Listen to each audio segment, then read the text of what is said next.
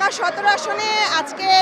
ধানের শীষ প্রতীকে তারেক রহমান যিনি আছেন তার পক্ষ থেকে গণসংযোগ চালাচ্ছে বিএনপি নেতা কর্মীরা এবং তার কর্মী সমর্থকরা। আপনি দেখতে পাচ্ছেন আমার পেছনে কিন্তু একটি বড় মিছিল বের করেছেন ঢাকা ১৭ আসনের ধানের শীষ প্রতীকে যে তারেক রহমানের পক্ষ থেকে যারা নেতা কর্মীরা আছেন তারা কিন্তু এই মিছিল নিয়ে বের হয়েছে। সকাল ১১টায় এই জিয়া ফাউন্ডেশনের উদ্যোগে কিন্তু এই গণসংযোগ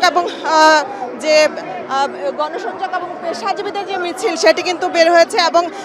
এটি শুরু হয় হাতের ঝিল মোড় থেকে শুরু হয় সকাল ১১টা এবং এরপরই কিন্তু এখান থেকে সেই হাতের ঝিল মোড় ঘুরে কিন্তু সেটি গুলশান ১ থেকে শুরু করে এখন গুলশান ২-এর যে মোড়টি রয়েছে সেখানে আছে এবং এখানে কিন্তু তারা যারা নেতাকর্মীরা আছেন তারা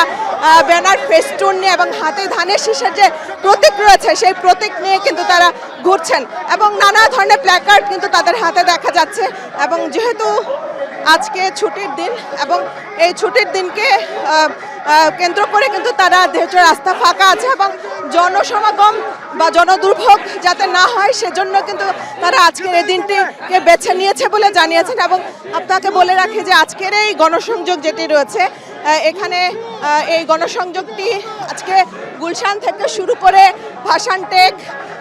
এবং ইসিবি চত্বর হয়েও কিন্তু এই গণসংযোগটি চালাবে আজকে বিএনপির যারা নেতাকর্মীরা রয়েছেন। এবং এখানে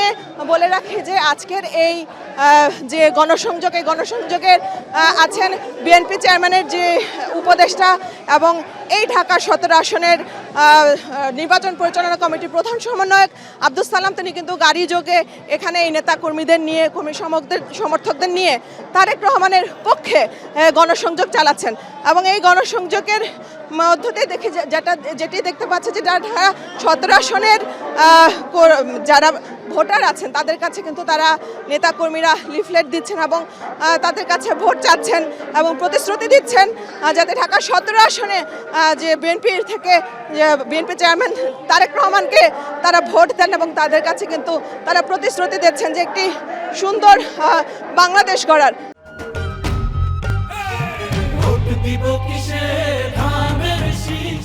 এবং আপনাকে বলে রাখি এই গণসংযোগটি মধ্যে কিন্তু যারা নেতাকর্মীরা আছেন তারা বলছেন যে এবার যে বাংলাদেশ দীর্ঘ ১৭ বছর কোনো এখানে কিন্তু কোনো ধরনের নির্বাচন যে একটি সুষ্ঠু নির্বাচন সেটি হয়নি, তবে এই বছর একটি সুষ্ঠু নির্বাচনের মাধ্যমে বাংলাদেশ একটি তাদের গণতন্ত্র ফিরে পাবে এবং সেই গণতন্ত্রের ধারা যাতে অব্যাহত থাকে সেই জায়গা থেকে তারা চাচ্ছেন যে ঢাকা ১৭ আসন থেকে এবং এই বিএনপির প্রার্থী যে তারেক রহমান তিনি প্রধানমন্ত্রী হবেন এবং তার পক্ষ থেকে কিন্তু তারা তাদের প্রচারণা চালিয়ে যাচ্ছে। এবং আপনি দেখতে পাচ্ছেন এখানে নেতাকর্মীরা কিন্তু বেশ একটি রব সাজে কিন্তু তারা এখানে ধানের শীষের পক্ষে ভোট চাচ্ছেন। এবং আপনাকে আরেকটি বিষয় বলে রাখি এখানে কিন্তু এই ১৭ আসনে ধানের শীষ ছাড়াও কিন্তু জামায়াত প্রার্থী রয়েছেন এসএম খালেদুজ্জামান এবং হাত পাখা মার্কা থেকেও কিন্তু এখানে আছেন একজন প্রার্থী এবং সেই প্রার্থীর জায়গা থেকে কিন্তু আজকে এখন আমি যে জায়গাটিতে আছি সেটি কিন্তু বিএনপির যে গণসংযোগ সেটি চলছে। আপনি জানেন যে তারেক রহমান আজকে ঢাকায় নেই, তিনি দীর্ঘ ২০ বছর পরে বরিশালে একটি জনসভায় যোগ দিয়েছেন এবং এরপর কিন্তু তিনি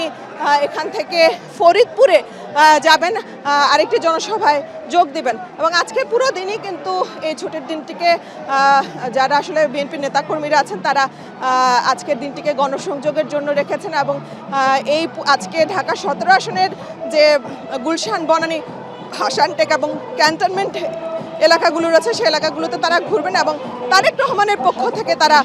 ভোটারদের কাছে ভোট চাবেন এবং নানা ধরনের প্রতিশ্রুতি তারা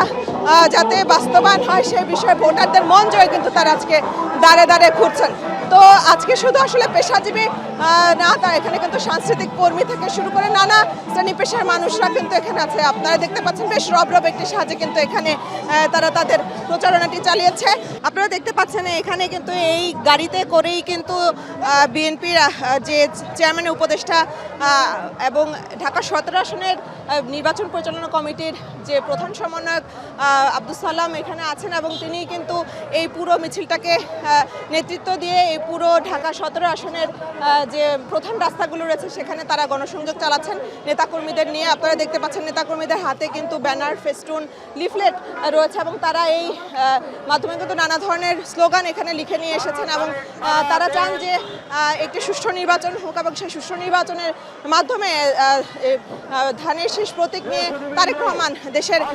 যে দায়িত্ব সেটি নিক এবং তারা এখানকার যে ঢাকা 17 আসনের যারা ভোটাররা আছেন সেই ভোটারদের কাছে কিন্তু রাস্তার পাশে যারা দাঁড়িয়ে আছে তাদের কাছে ভোট চাচ্ছেন এবং দেখতে পাচ্ছেন যে নেতাকর্মীরা কিন্তু এই গাড়ির পেছনেই কিন্তু আসছেন এবং এটিকেই অনুসরণ করে কিন্তু পুরো মিছিলটি এই গুলশান যে 2-এর যে চত্বরটি রয়েছে সেই চত্বর থেকে যাচ্ছে এবং পুরো এলাকার যে প্রধান রাস্তাটি জুড়েই কিন্তু বিএনপির যারা নেতাকর্মীরা আছেন তারা এখানে জড়ো হয়েছেন, তারা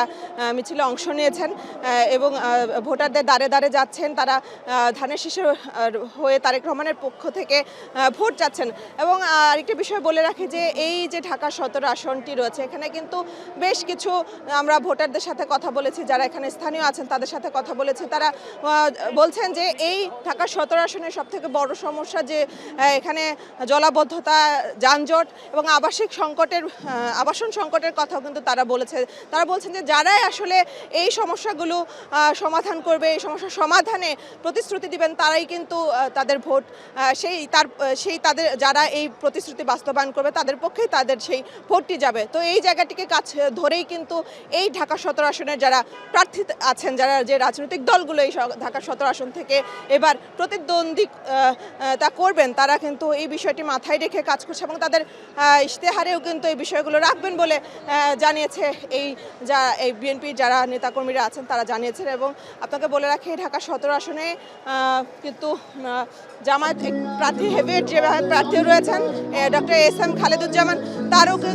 তিনিও কিন্তু এখানে প্রচারণা চালাচ্ছেন। মোটামুটি বলা চলে যে এই ঢাকা 17 আসনে যে নির্বাচনী প্রচারণা সেই নির্বাচনী প্রচারণা কিন্তু বেশ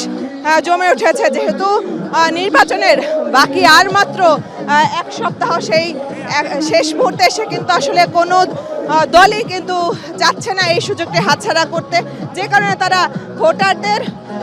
দাঁড়ে দাঁড়ে যাচ্ছেন ভোটারদেরকে সচেতন করার জন্য, ভোটারদেরকে তাদের দলে আকৃষ্ট করার জন্য, তাদের পক্ষে ভোট দেওয়ার জন্য কিন্তু তারা তাদের প্রচারণা চালিয়ে যাচ্ছেন। এবং এই